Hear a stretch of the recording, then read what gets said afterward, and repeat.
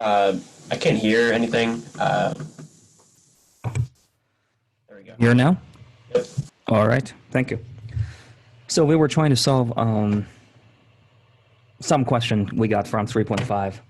We got a system, and that thing, after we solved for the eigenvalue, has two eigenvalues, and they are the same. It's repeated. Meanwhile, they are the zero, okay? So like we said before, zero eigenvalue looks scary, but really it doesn't change a thing, so we can just solve it. But before we do it, let's make sure we have this. E lambda t and the t e lambda t. We have a v1, we have a v2. We get v1 from solving the eigenvector. We get v0 by solving this linear system.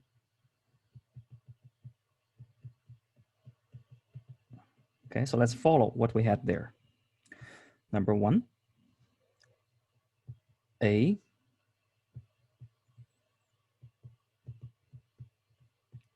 your v1, you can just name it to be a and b. Okay, equals 0, a and b, so that's 0 vector. We have 3a plus 9b equals 0 and negative a minus 3b equals 0. Together, they give you a equals negative 3b, which tells you v1 is going to be negative 3b, b, which is b times negative 3, 1. So if you're looking for the eigenvector, this will be your eigenvector. But like we mentioned in class, for eigenvector like this, we will keep the constant with it. So we will just name this one,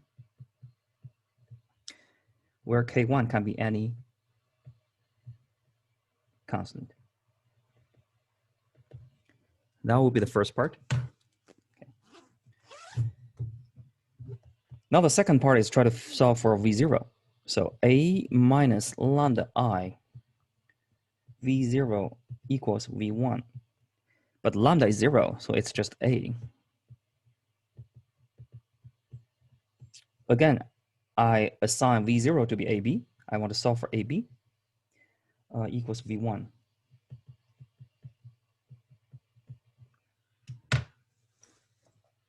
Okay, go ahead and solve it.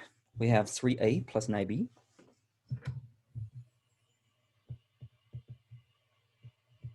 equals negative 3k1, or negative a minus 3b equals k1. Solve either one. You can see a equals negative k1 minus 3b.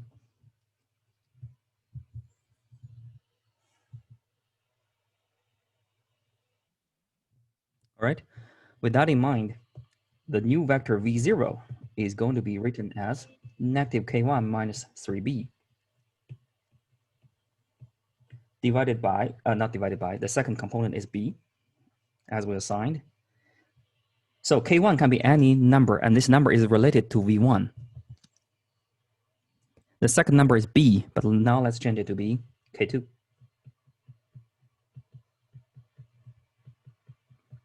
Just to make the notation consistent. So finally, not y, x. What did I do here? X. Okay. The general solution x is going to be e to the 0t v0. So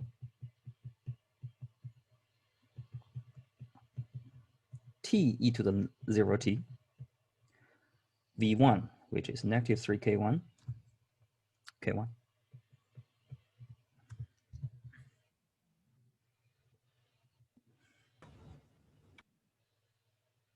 That will be the general solution for 3.5 number 1. We have two free constants, k1 and k2. Okay, and finally, we want to go ahead and try to solve for initial value problem. So if you plug in 0, the whole thing become e to the 0t. Well, let me just do it. This is nothing but 1. This is nothing but 1. So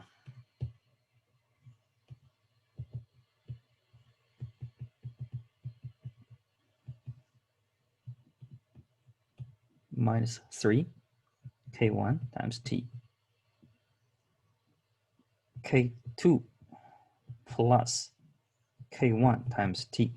That's the general solution. Now if you let T equals 0,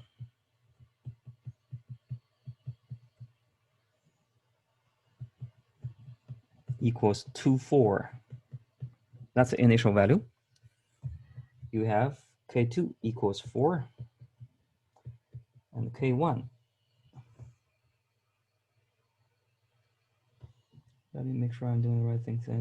This is okay.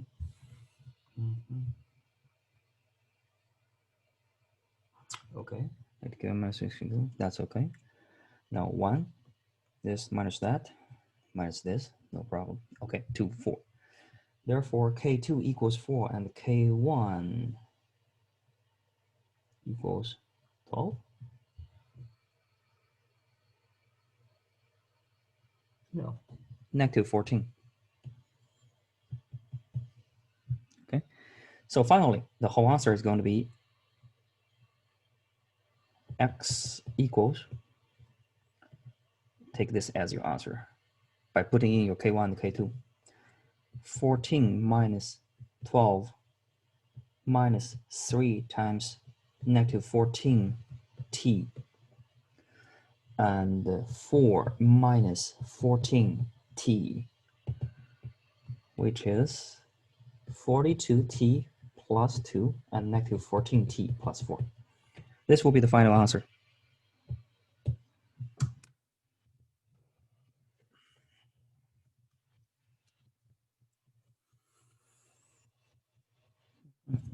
So x1 42t plus a 2,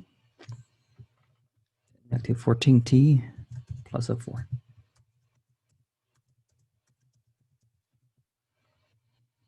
All right, so that thing works for what we have here.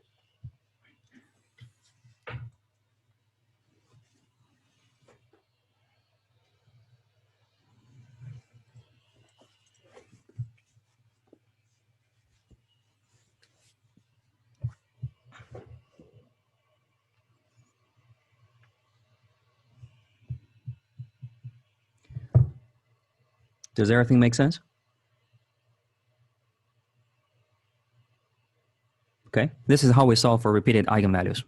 Okay, if you Google online, there are multiple ways of solving this, and the way I solve it is kind of like a combination of what's in general and what's in the book. So I have to force everything to put in this way.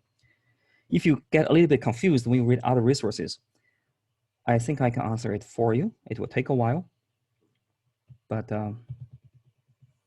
let's just be patient. The key difference between what you find online and what's in the book is this. Note, we're talking about general solution right now. There is no initial values, and we're supposed to have 2 constant, okay, which can vary by anything. The thing we had in class is this. They assume the general formula look like that.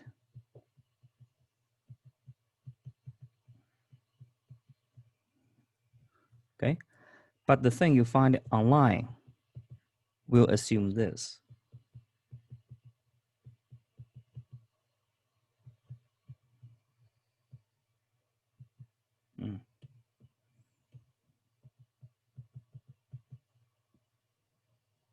V0.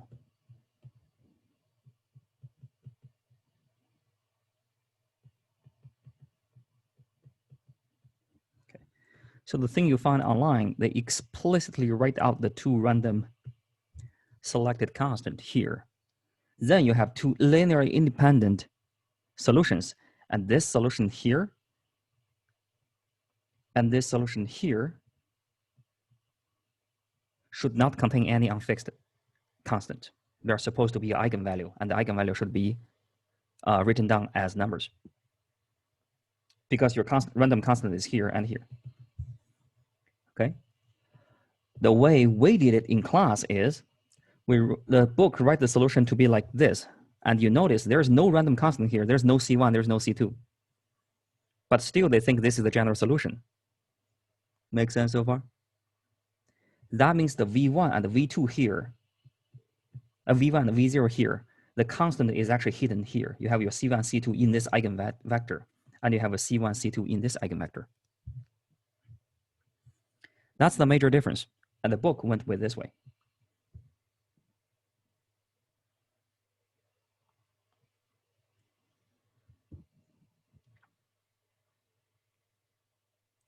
Sounds good? All right. That's why when we solve for V1, we have this. Now, according to our general idea, if you have negative 3 K1 and K1, that basically means your eigenvector is negative 3, 1, right?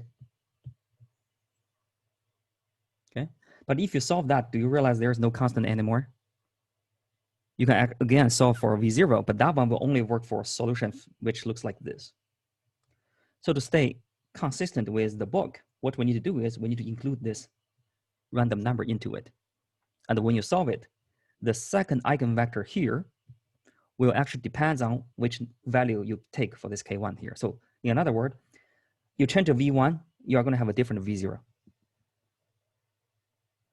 Okay, every time your V1 change, you're going to have a different V0. So V0 actually depends on V1. This only happens if you want to write the solution in this way, which is the way in the book. Okay, if you want to do things in the traditional way, you just solve for V1 without a constant. You want to take the constant out, that's fine. Okay, but then you have to go with the second way I wrote down, which is something you can find it on Paul's online notes or whatever. Okay, but that's just a different way to write the solutions. Sounds good? Okay, so whichever way you do, really doesn't matter. Just keep in mind, if you solve this one, your eigenvector should look like this. Your V1, and of course you are going to have a V0, and V0 doesn't change as your V1 change, but you have to write all the solution in this way. If you want to write all the solution in a clean way, then your V1 has to look like this. You need to keep the constant because the constant is actually hidden inside. And your second vector, V0, actually depends on your V1. Pick a different K, you are going to have a different second vector. All right. The key factor, however, is still this one, that is A minus lambda I, V0 equals V1, because that comes from generalized eigenvector. From linear algebra, okay, it doesn't even have to have anything to do with differential equations because you just need a matrix. Okay.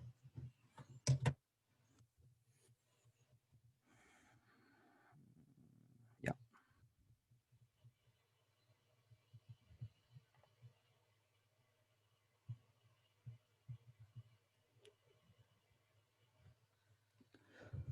All right.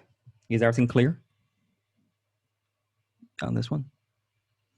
Okay. Feel free to use the second way. We just didn't say it in class. The first way is consistent with what we have in the book.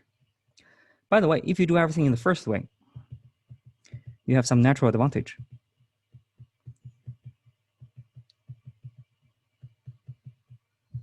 Okay, so that's the second topic.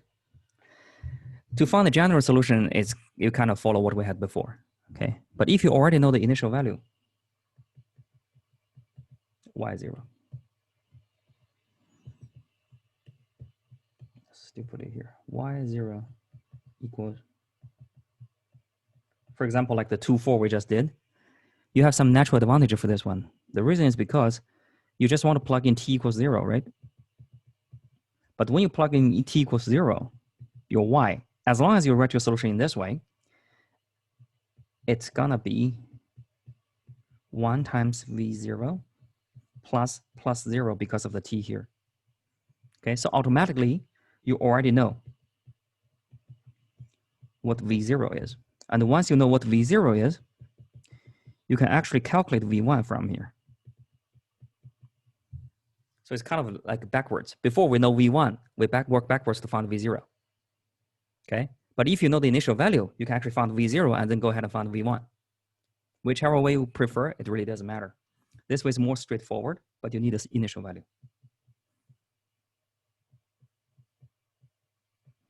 Okay, so let's go back to the example we had.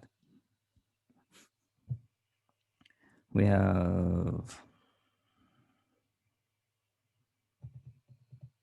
this.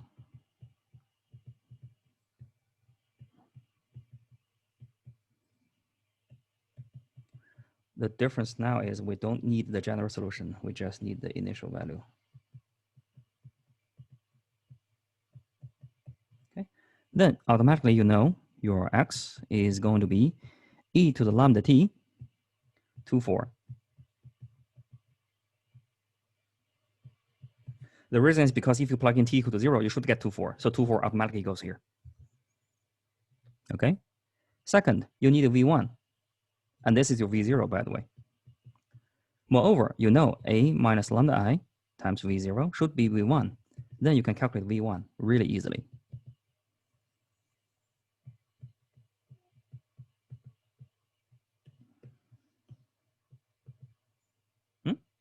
v0, 2, 4. Which gives you 6 plus 36, negative 2 minus 12, which is 42, negative 14. Therefore,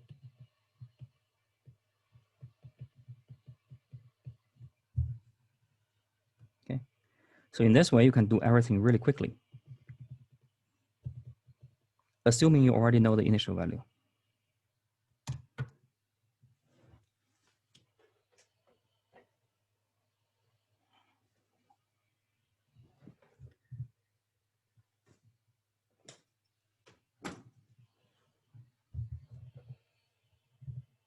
Okay, whichever way, just pick the way you like.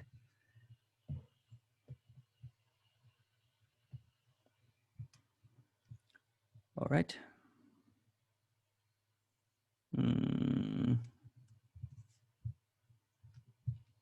Where were we?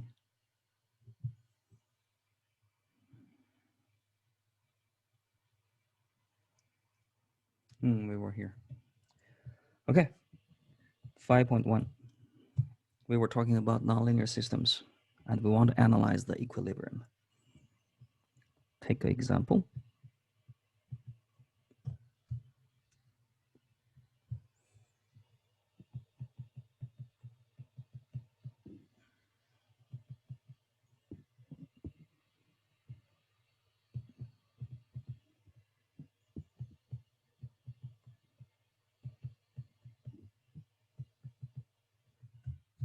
Okay.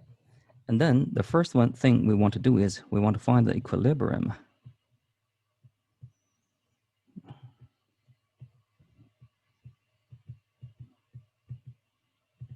Which is not hard. You just set everything to be 0.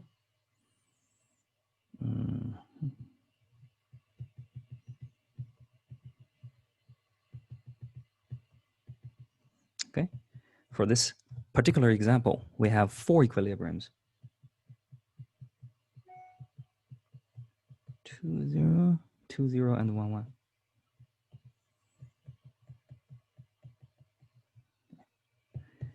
Second, we were talking about, is it a sink? Is it a saddle? Is it a source? So type of equilibriums.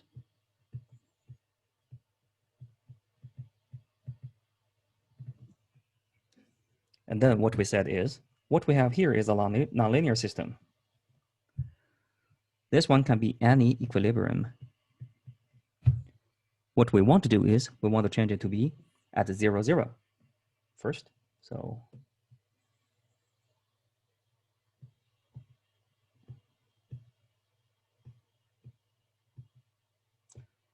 we first want to shift everything to be at 0, 0.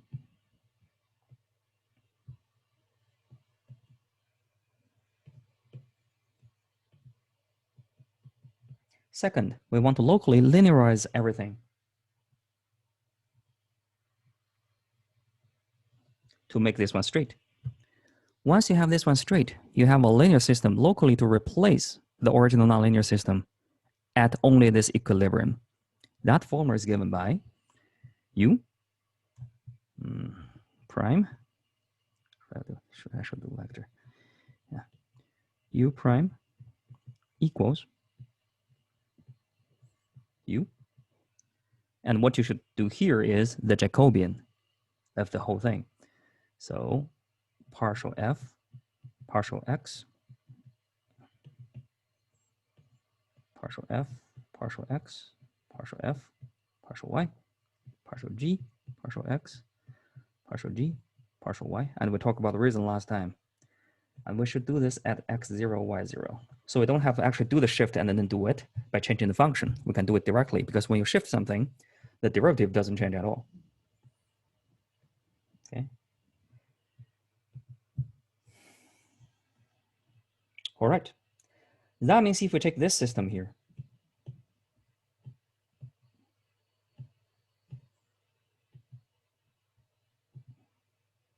that's the original system. Then the corresponding system at different location is going to be partial f, partial x. So 2x minus x squared minus xy. 3y minus y squared minus 2xy. Partial f, partial x. Partial f, partial y. Partial g, partial y, x. Partial g, partial y.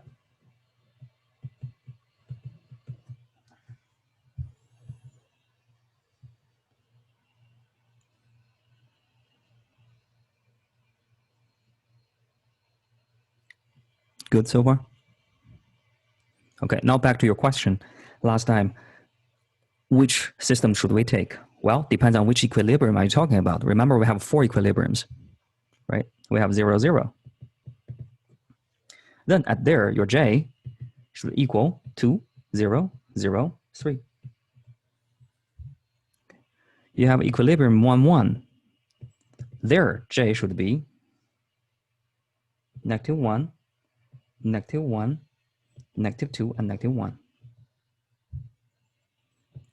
0, 3, and 2, 0, you can do the same thing.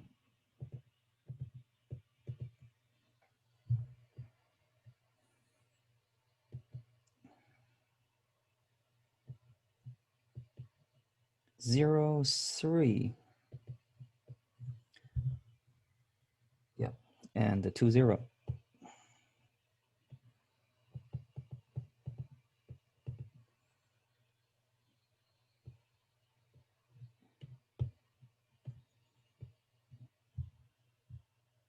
Why don't I just put everything here? That's easier. Then 2, 0 is going to be negative 2. Yeah, it's not good. Put it back. So negative 2,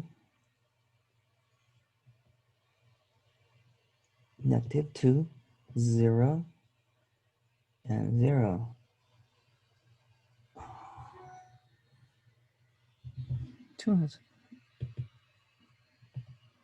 Negative 2, 0, and 2, negative 1. Okay.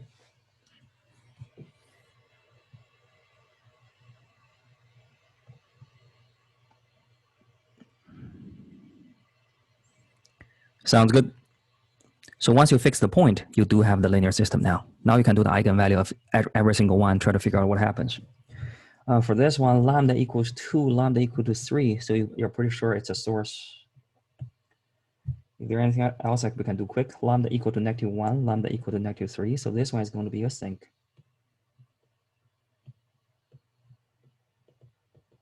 Okay. These two, there's no shortcut. So, oh, this one is good. Lambda equals negative 2, lambda equals negative 1. So still a sink. So only this one, negative 1, negative 1. You can do a quick check.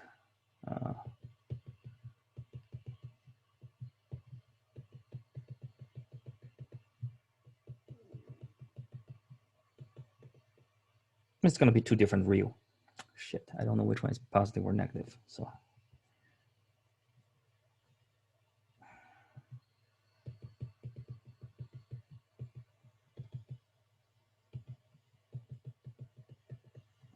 negative 2 plus minus.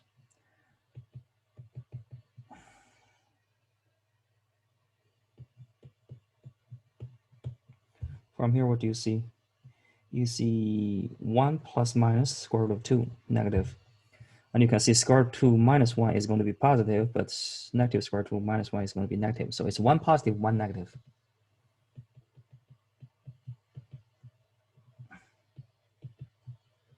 One, two, one, two, one, two. It's going to be negative 1 minus square root 2. So it's going to be a saddle.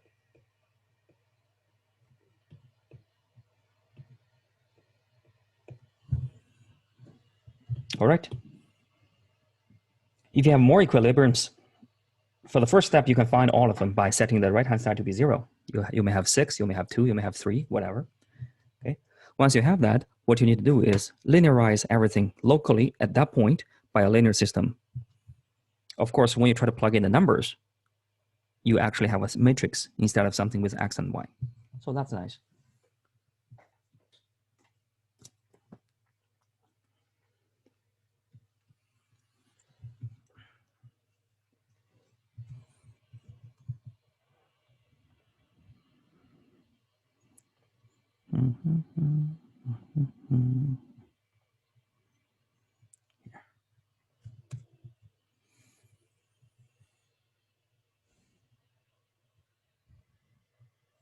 All right. Does everything make sense here? Let's check the graph we drew last time. Remember, we used Python to draw all the graphs. For this case, it works perfectly. But now we know how to analyze it.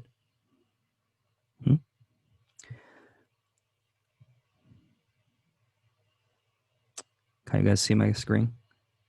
All right. Do you notice we have 4 equilibriums? That's the 0, 0, 1, 1, 3, 0, and 0, 3. 2, 0, 2, 0, and 0, 3. We have 4 of them. Okay. Check what you just calculated. 0, 0 is a source. Look at the arrows. It's a source. Okay. 2, 0 is a sink. We only did this many. If you do more arrows, you will start to see actually things actually goes to it. Okay. Similarly, this one is going to be a sink. That's 0, 3. At 1, 1, you got a 1 positive, you got 1 negative. That's supposed to be a saddle. And from here, you can see they go this side. So from left and the right, roughly, it's actually from northeast and the southwest, it's a sink. But from the northwest and the southeast, it's a source because it's going away. So together, you got a saddle. Okay. Now, if you want to repeat what we just did, basically, we locally replace this one by a linear system. Now you see the linear system has a source. Therefore, we think the original one has a source. Okay. Similarly, we can do the same thing at 1, 1. Ooh. I'm going to take this part, this 1, 1. I'm going to locally replace it by a linear system, which look like this. Still okay? They're not the same. Only at this point, they are roughly the same. Therefore, if this is a saddle, this is a saddle. Okay, and that's the matrix I was looking for, which is we just did according to our computation. All right. With that in mind, we can do a lot. For example, we can do something like this. This is something which we don't know how to solve. But if you set it to be 0, you can clearly see y equals 0. If y equals 0, sin x equals 0. 0, 0 is definitely an equilibrium. Okay? The question is it a sink or is it a source? Well, locally, you can take the derivative of this one with respect to x and y. So you can see the derivative of this with respect to x is 0. The derivative of this with respect to y is 1. The derivative of the bottom with respect to x is going to be cosine x with a negative, but you plug in 0, you got negative 1. Similarly, you can get the whole linearized system. Good so far? All right. Now, if you do it,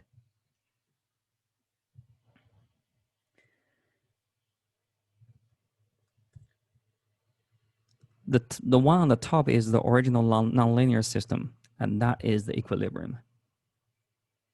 What we just did is we replaced it by a linear system, and that is the equilibrium. What's happening with this linear equilibrium? You have a sink, you have a spiral sink.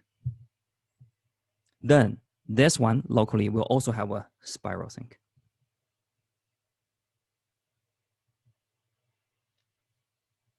Sounds good? You can see they are different, okay? Here, they look similar, but if you check the size, especially here, okay, they are very different. So they're only similar here. For anything linear, you will never have something like this, okay? It's always like a spiral in.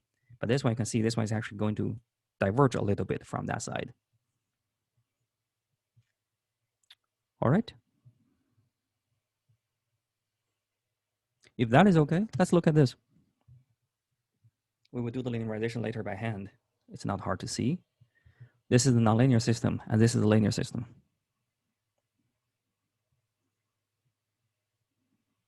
Are they the same? At the here, do you think it's a sink? Is it a sink?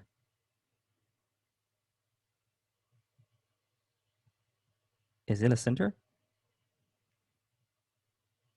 It's hard to tell, right? So just by looking at this, you may think, well, this one works great. They still behave similarly.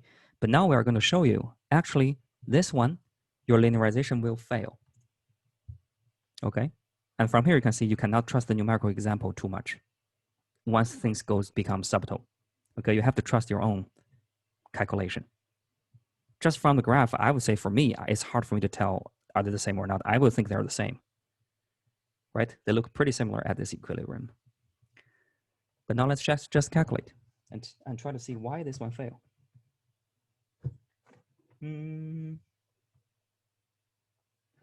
Let me write down the system.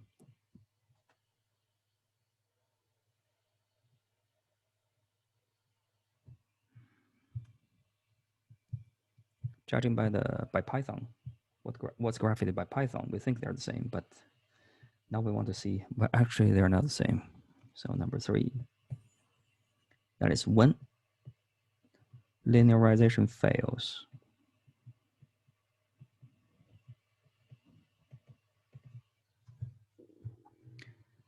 That can mean several things, right?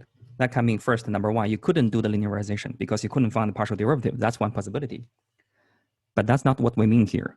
What we mean here is the nonlinear system, let's say the equilibriums of the linear system and the nonlinear system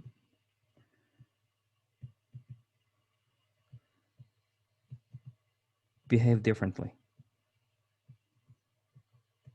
Okay. So this is even more misleading. If you just couldn't find the Jacobian, you just give up. But this time it tells you if you find the Jacobian and if you actually go ahead and try to do the linearization, you could do everything no problem. But finally, the behavior you get from the linear system will be different from the behavior you get from the nonlinear system. And that is really, really misleading because you may trust it. Okay. Now let's see why this happened. The system looks like this.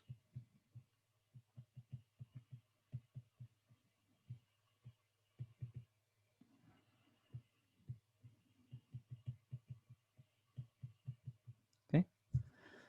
A quick check, you can see the equilibrium is going to be 0, 0.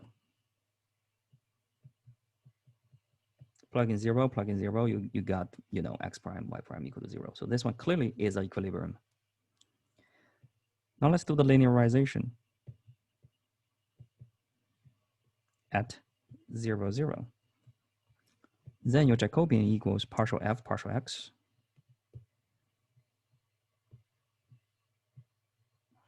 -1 minus 2xy, partial f, partial y, -x squared minus 3y squared.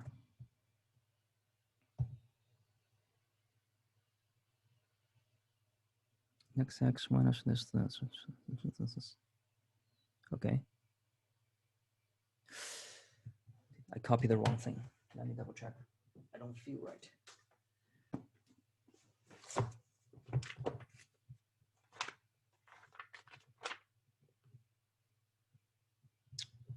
I wrote them exactly oppositely, did I?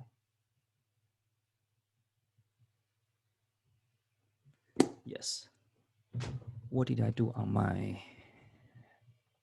code? I did the right thing on my code, so I just copied them wrongly on my notes. Switch these two.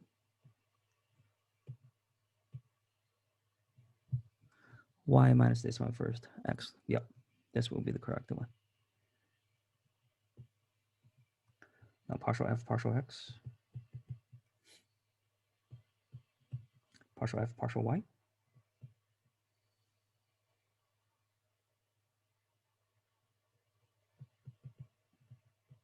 Partial G, partial X.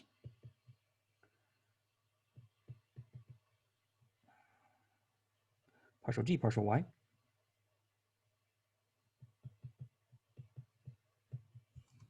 Okay, that's your Jacobian.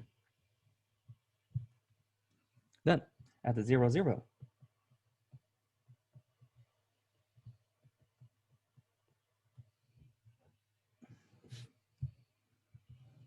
go ahead and solve it.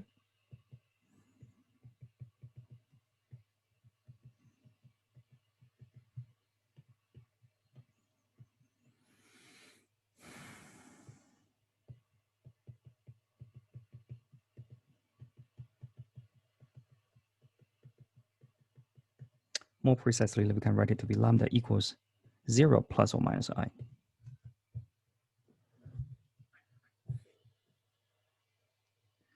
So no doubt this one is going to rotate.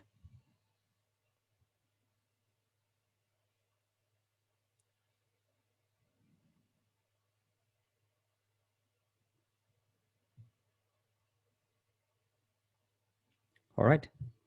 Now what do you have here? Well, if you think about it, it really depends on I'm rotating, but am I rotating and getting longer and longer and longer? Or actually, am I rotating and I'm getting closer and closer to 0, 0? Really, it depends on, is this part positive, negative, or exactly 0? According to what I have here, clearly this is a center. So the linearized system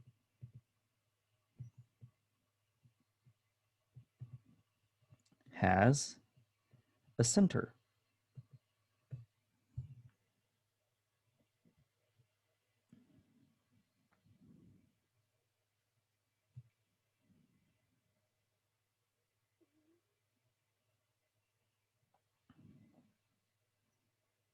Sounds good? Now let's see the nonlinear system. We cannot do a careful proof, but I think we can actually do an okay job to let you see what's going on. Look at this nonlinear system. Can you see this nonlinear system actually have the linear system here?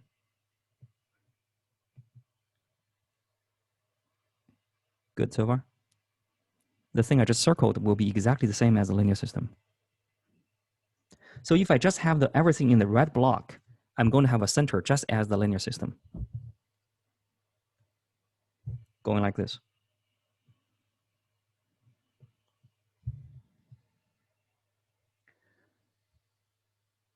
Good so far?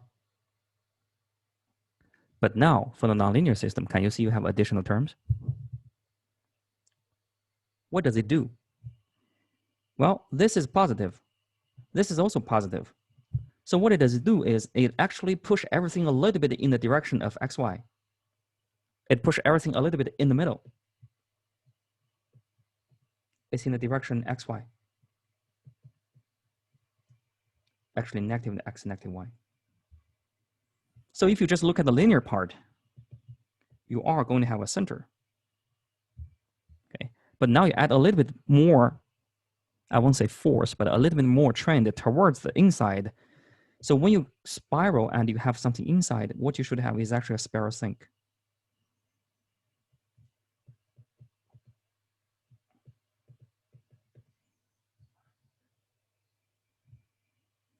So the nonlinear system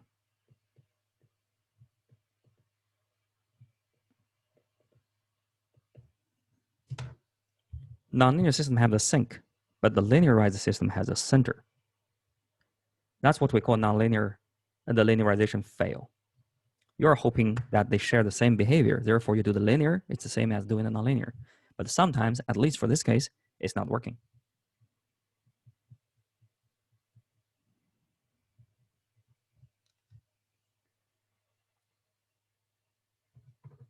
Sounds good? Okay. So we do have the case where the linearization fails. Basically, we mean if you have a nonlinear system, you study the linear system, you will have the wrong behavior. Luckily, we only have 2 cases. For the other cases, go ahead and do it, and they will share the same behavior.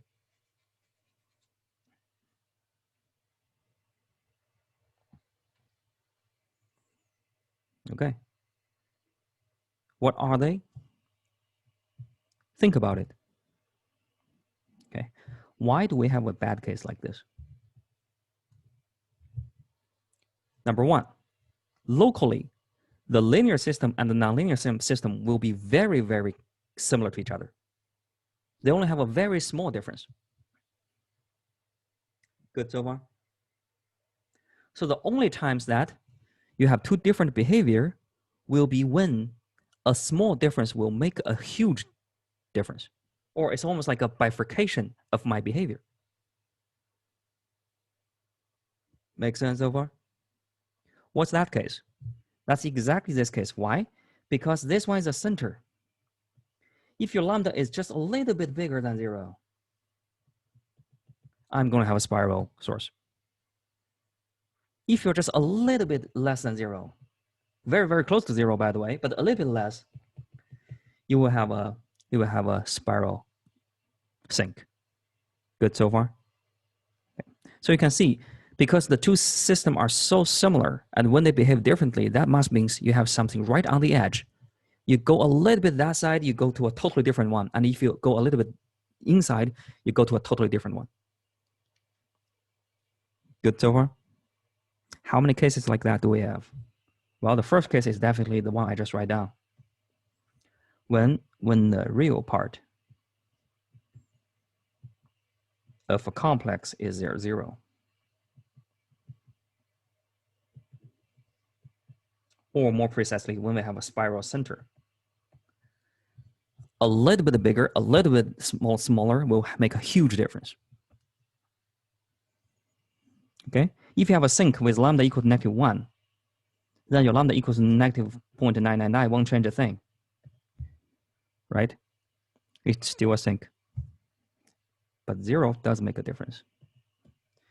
Second, what are the other subtle cases?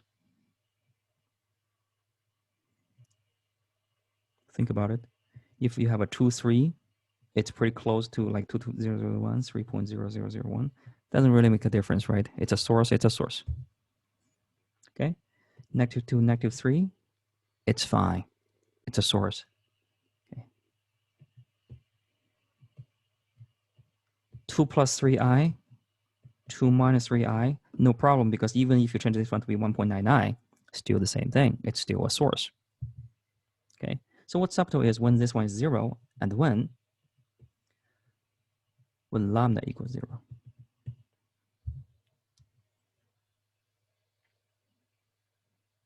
It's possible that one of the system is degenerate and the other system is not degenerate. For example, the other system has something very close, but positive. Then it's not degenerate. Good so far? Okay, so that's the only 2 cases that nonlinear system can fail, and sometimes they don't. Sometimes they can still work. Okay, but usually this will be the 2 cases you want to take caution.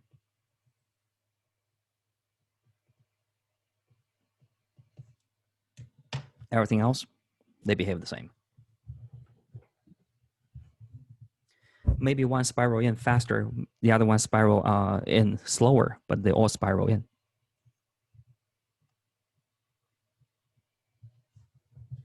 So what we just did, because we have one of the cases, the lambda is 0, therefore the linearization failed. Another warning, if you just look at what I just draw with Python.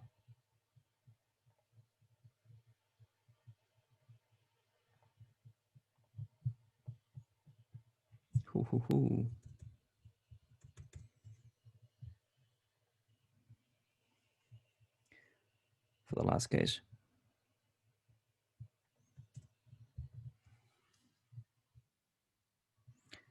Okay, if you look at this, you may still think they actually behave the same, because this one looks like a center. This one also looks like a center. Okay, maybe you think it's because the resolution is so low. We can increase the resolution to be, I don't know, 50. This is the center. It's still hard to tell. Can you see that? This one may still be a center. It's just like a smaller center. So you could never zoom in enough in order to see this one is a spiral. So for cases like this, your mathematical analysis is the only tool you have. You cannot trust what you see here, okay? Because the resolution is not high enough. And if it's high enough, you cannot even see. Oh, I never tried this before. Why not?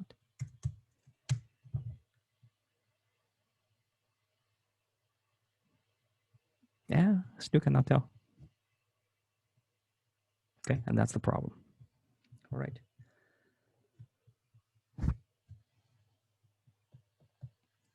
That actually brings us all the way back to the convergence of the numerical algorithm. Sometimes your numerical algorithm give you something ridiculous or even wrong if you don't do some analysis ahead and know where you're looking for. Okay, and even if it looks wrong, it will make sense. You know, it's very tempting to trust what you get from the numerical results. That's the harder part. Okay, so we didn't do this. If you want, you can go back and try the SIR model and try to think about, can I break that SIR model to have some wrong numerical examples? Okay, or actually, is that thing invincible? Simply because it's just such a nice system. That's something you can think about. Okay.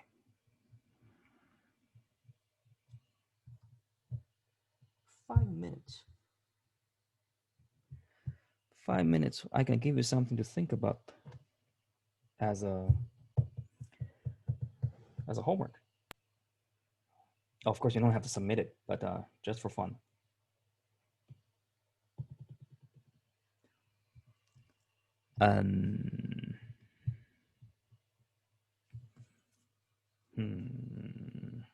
Let's talk about a simple pendulum.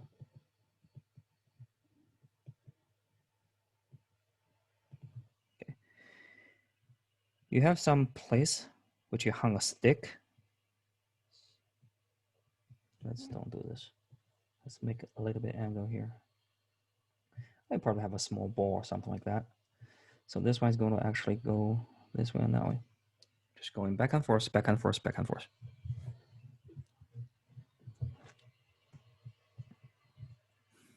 Okay, now we want to model the motion of this pendulum. There are many ways to do this, okay? But what we want to do is we want to model it through the angle theta.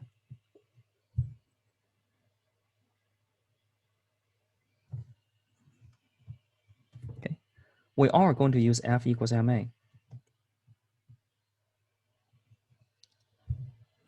In the tangent direction.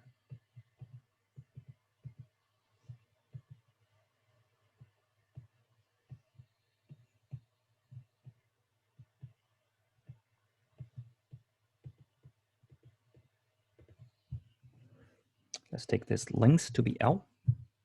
Let's use capital L. And we're doing a stick, so that thing doesn't stretch, doesn't shrink. Okay. Now let's write down F. You know the only force you're having here going that way is going to be the gravity. And the gravity is going to have a component in this way. So of course it's mg sine theta. Always in the tangent direction. Okay. M is easy. What is your A? Well, you're looking for theta. Theta is the angle. Theta prime is going to be angular speed.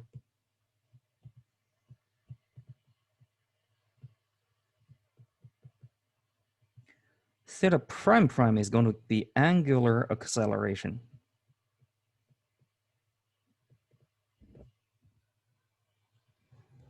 Okay, that will be the changing rate of the angle. But how do you use the changing rate of the angle to calculate the changing rate of the position in the tangent direction? Now, of course, your A in the tangent direction is going to be theta prime prime times L.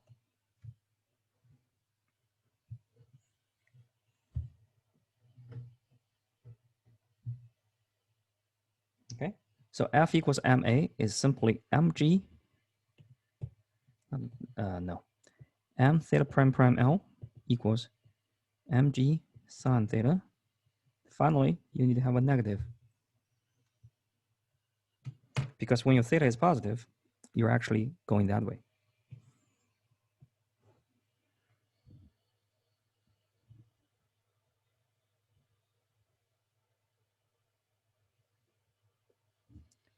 Sounds good? Okay, this is the system. Of course, you can write theta prime equals V and set up a system with it. Clearly, you can see this is a nonlinear system because you have sine theta. Okay. Before next class, go ahead and try to find the equilibrium of this one.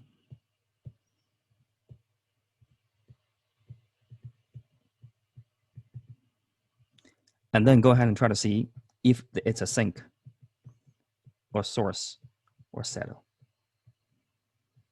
Okay, so it's a simple example you can do by yourself. We will check our answer on Monday. And by the way, your answer should make sense. Okay, should make sense in physics.